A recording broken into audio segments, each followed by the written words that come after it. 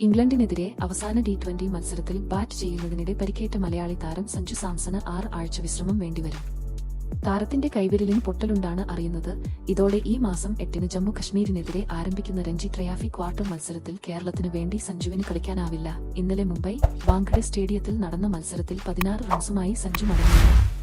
പിന്നീട് കീപ്പിംഗിനും അദ്ദേഹം എത്തിയിരുന്നില്ല. പകരം ധ്രുവ് ജുറലായിരുന്നു വിക്കറ്റ് കീപ്പർ. ഇംഗ്ലണ്ടിനെതിരെ ബാറ്റ് ചെയ്യുമ്പോൾ ജോഫ്ര ആർച്ചറുടെ പന്ത് ഇടിച്ചാണ് സഞ്ജുവിന്റെ വിരലിന് പരിക്കേറ്റത്.